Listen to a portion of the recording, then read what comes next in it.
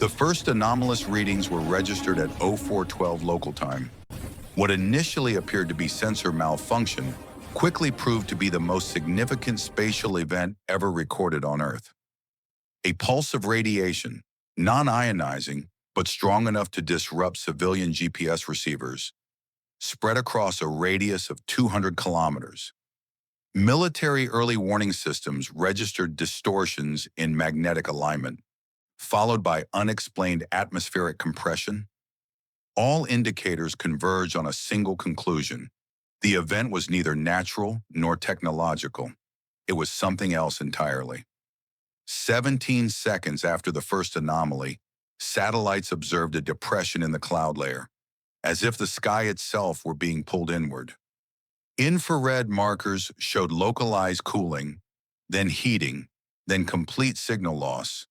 In the final frame before blackout, a tear was visible, an oval shape cut directly into the air, its edges shimmering with violent distortion. Analysis teams would later identify it as a warp breach. At 0414, 12 armored figures emerged from the anomaly. They advanced with deliberate precision, each movement measured and controlled. Their armor reflected faint blue-gray light, an alloy unlike any classified material on Earth. Each silhouette stood well over 2 meters tall, the ground compacted beneath their steps. The displacement weights estimated later suggested masses exceeding 400 kilograms per individual. Infrared imagery revealed that the air around them oscillated with residual energy. Spectral analysis failed to categorize the emissions. Their signatures did not match any known radiation patterns. These were not soldiers from any earthly nation. Unbeknownst to the observers on the ground, the arrival of these warriors marked the intersection of two realities: humanity's technological present and an ancient, unyielding war spanning millennia. The Adeptus Astartes had set foot on Earth. The first exchange between local forces and the Astartes was not planned. A forward observation post misinterpreted the armored silhouettes as mechanized infantry. Automatic weapons opened fire in a short, reflexive burst. The rounds struck the leading figure, ricocheted harmlessly, and scattered across the terrain. Sensors recorded no change in the formation's posture, no defensive movements, no escalation, only the faint mechanical hum of power systems running through their armored frames. Within seconds, communication was established. The warriors identified themselves as representatives of an imperial faction older than any known civilization. Their stated purpose was concise: monitoring, containment, and, if necessary, direct intervention.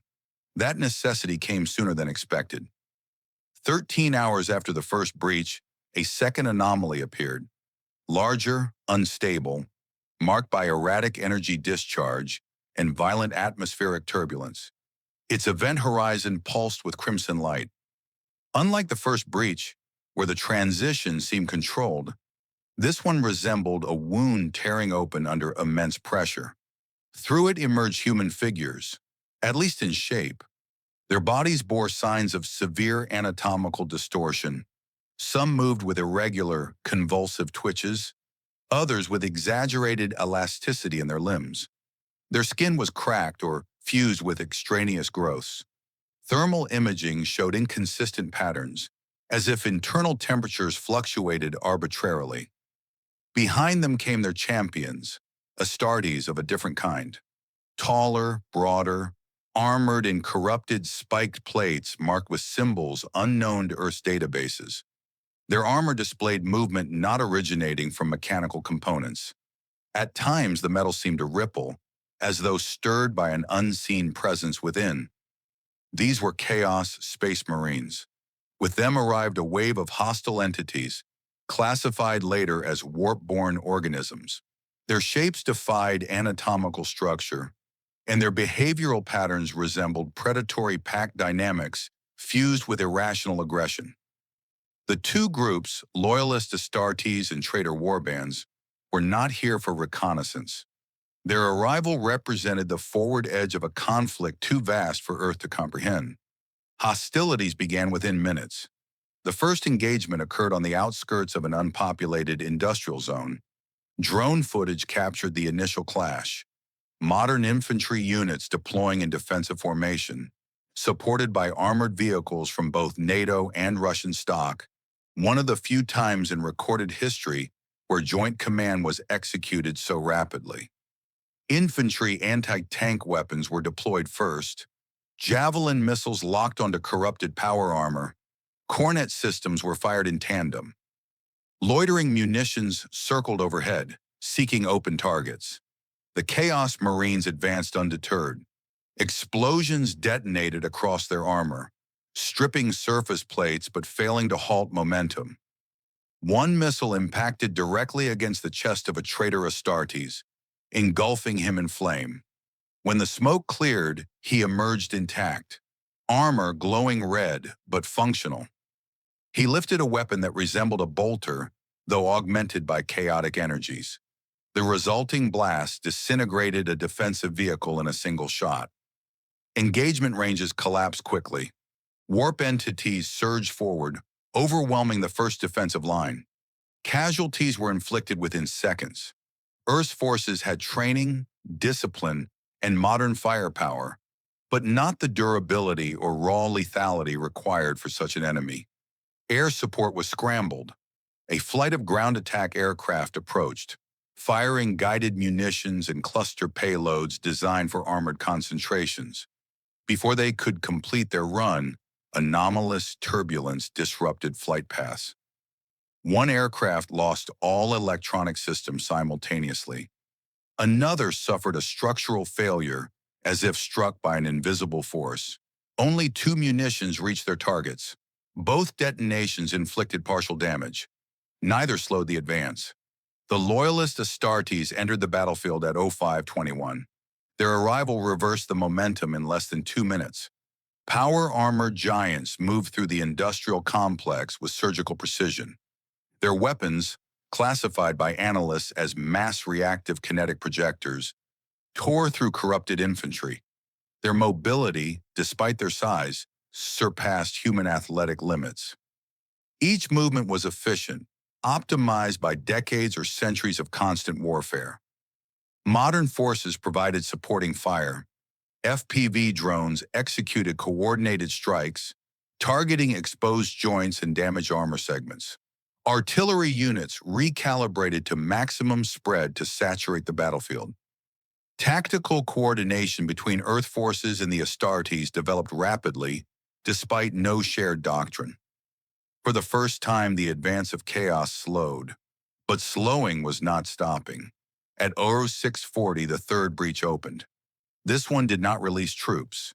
It released something larger.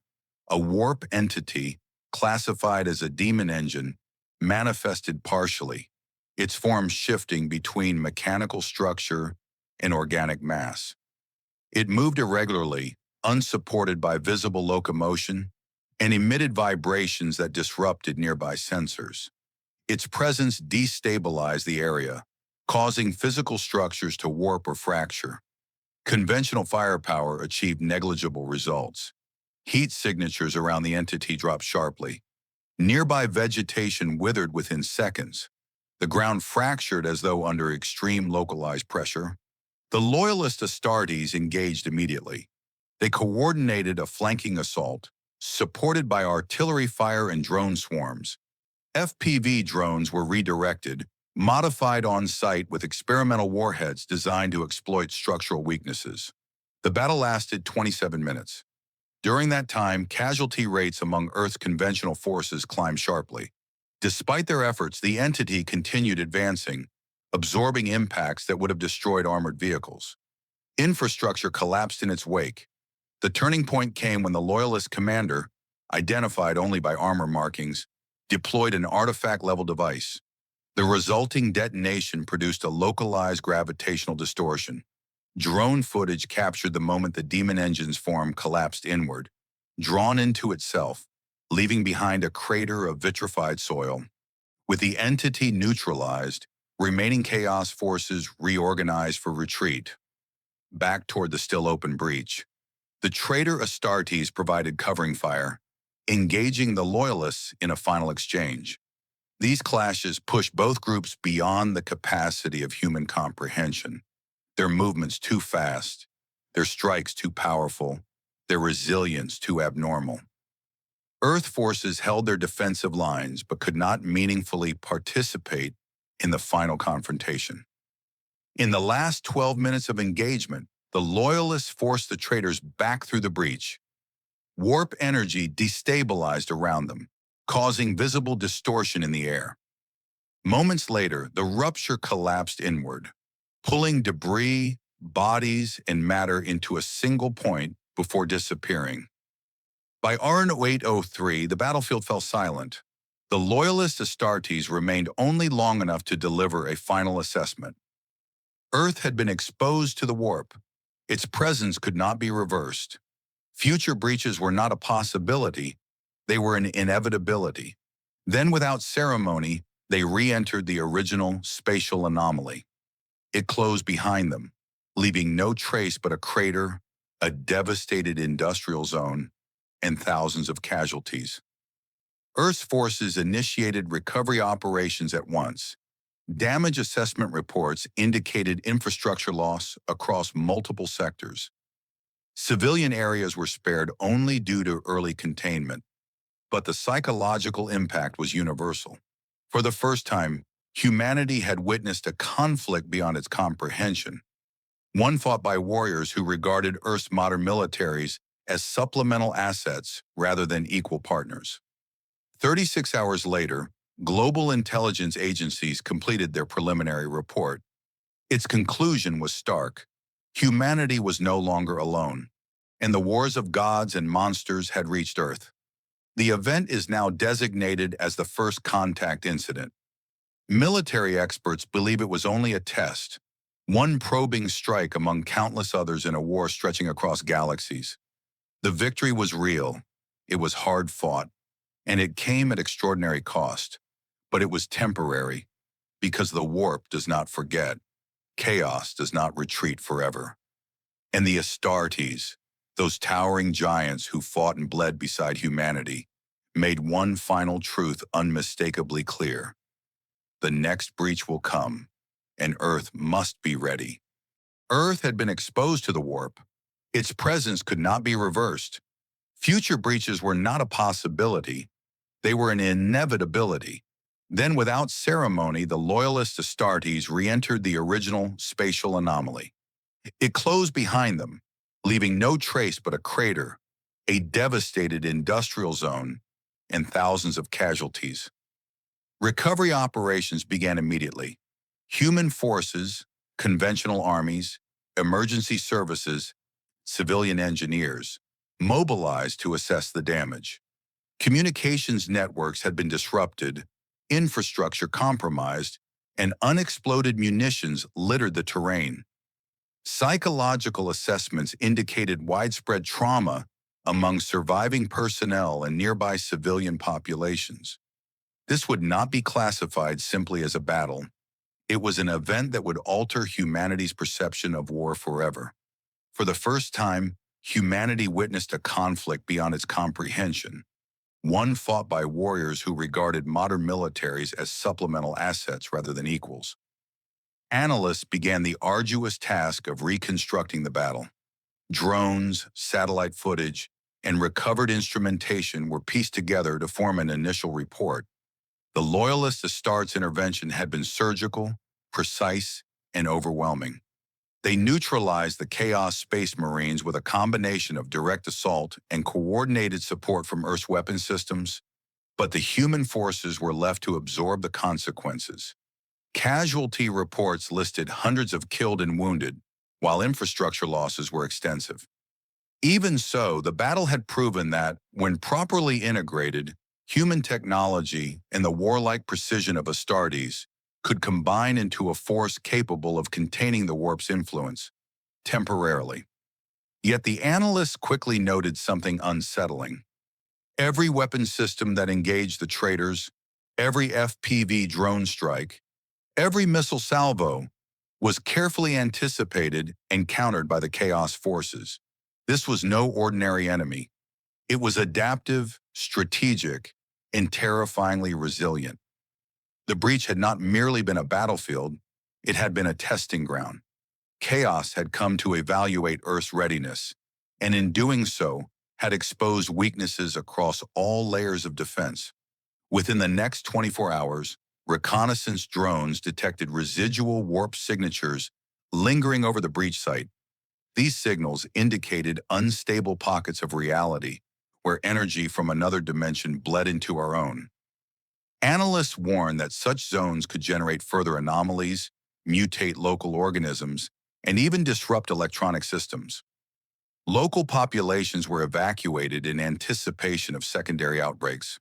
The area became a no-go zone under constant surveillance. Meanwhile, military experts conducted a detailed post-battle assessment. They cataloged the tactical efficacy of modern weapons in combination with Astartes operations. FPV drones were highly effective against standard infantry targets and lightly armored cultists. Their ability to swarm, coordinate attacks, and strike at specific weak points allowed them to neutralize threats that conventional line-of-sight artillery could not reach. Anti-tank guided missiles, ATGMs, such as Javelin and Cornet systems, were partially effective against corrupted Astartes and Demon engines. Direct hits produce limited effects unless precisely targeted at joint structures or power conduits. Analysts noted that human operators alone could not reliably neutralize these targets. Precision guidance and external coordination were essential. Artillery systems, including multiple launch rocket systems, MLRS, and heavy cannons, provided suppression and area denial, though their effectiveness was diminished by the unpredictable behavior of warp-corrupted targets. Astartes coordination enabled targeting adjustments in real time, greatly enhancing impact. Armored vehicles, Leopard 2A6, T-90M, and other NATO Russian platforms, were largely ineffective against direct assault by Astartes. Damage to enemy formations was secondary to human casualties and equipment loss. Nonetheless, armored support was invaluable for containing cultist elements and providing fire suppression. Air support, including guided strike aircraft and drones, experienced mixed success. Warp anomalies created electronic disruptions, forcing reliance on manual targeting and line-of-sight verification. FPV integration improved accuracy. Analysts concluded that combining modern firepower with Astartes' tactical acumen produced a force multiplier effect. Conventional armies alone could not survive sustained engagements with chaos forces. Astartes' intervention was decisive. However, the long-term sustainability of such operations remained uncertain, given the extreme resource requirements and high casualty potential. Within the operational theater, forward observation posts recorded extensive environmental damage. Radiation spikes, electromagnetic anomalies, and residual warp energy lingered across a radius of several kilometers. Vegetation had been incinerated or mutated. Rivers and small water bodies exhibited chemical and temporal disturbances. Reconstruction efforts were delayed by the need to monitor ongoing energy fluctuations, and scientists emphasized the necessity of continued surveillance. Despite these difficulties, some patterns emerged from the chaos. Loyalist Astartes demonstrated an unprecedented understanding of both modern and classical warfare, integrating real-time battlefield intelligence with centuries of combat experience. Every movement was calculated, every attack purposeful. Observers remarked on the fusion of hyperhuman reflexes with battlefield analysis. These warriors did not merely react. They anticipated, adapted, and dictated the pace of combat. As weeks progressed, intelligence teams focused on understanding the psychology and combat strategy of chaos forces. It became clear that cultists were driven by fanaticism and warp influence. Their aggression was absolute, and their willingness to sacrifice themselves created a constant stream of attrition.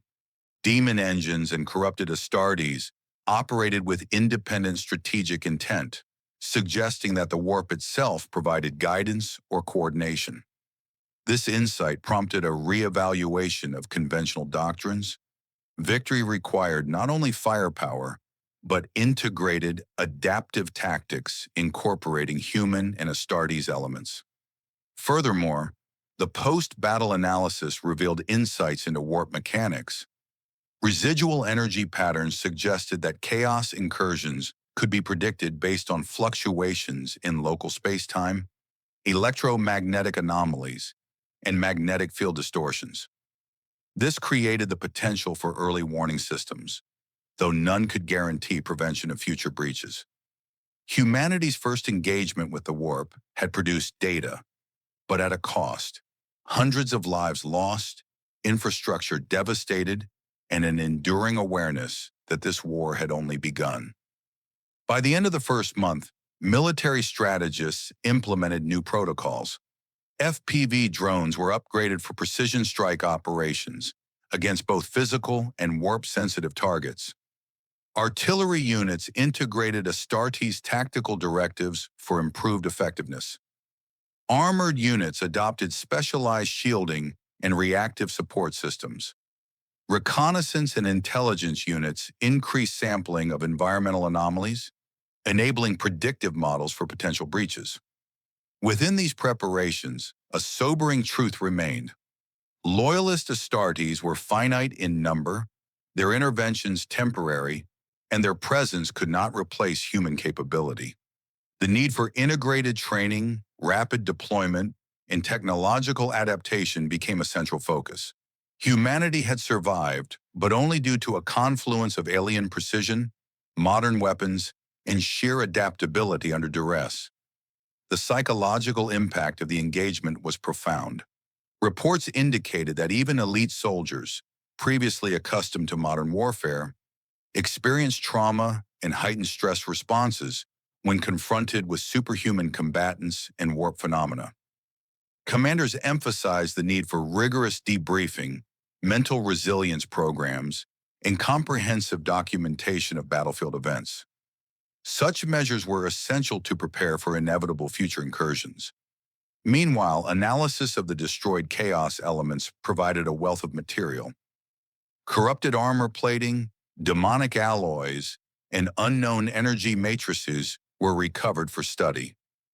Laboratories worldwide began testing interactions between human-engineered munitions and warp-affected matter.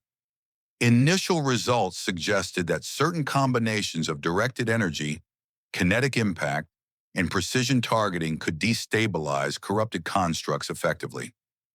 This insight informed development of new weapon systems designed specifically to counter chaos incursions. Environmental monitoring continued around the breach site. Sensor arrays captured unusual gravitational fluctuations, localized temporal distortions, and residual electromagnetic anomalies.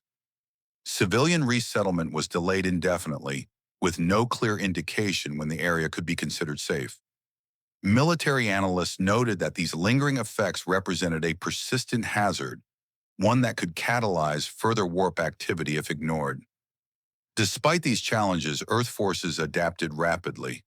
Joint operations with loyalist Astartes developed into structured protocols.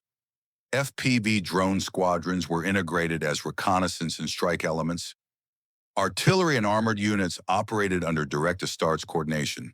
Predictive models for chaos behavior, though imperfect, allowed preemptive deployment in targeted engagements, reducing civilian risk and increasing operational efficiency. Finally, the surviving loyalist Astartes delivered their last message to Earth Command before withdrawing.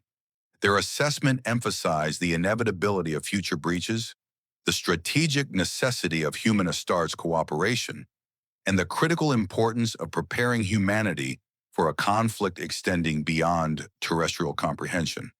Their departure left behind not only tactical knowledge and operational data, but also an indelible awareness that Earth now existed on a warfront spanning the cosmos. The first contact incident concluded with a heavy price. Hundreds of human lives lost, infrastructure devastated, and the knowledge that warp incursions were not anomalies, but the opening moves in a far larger, ongoing war.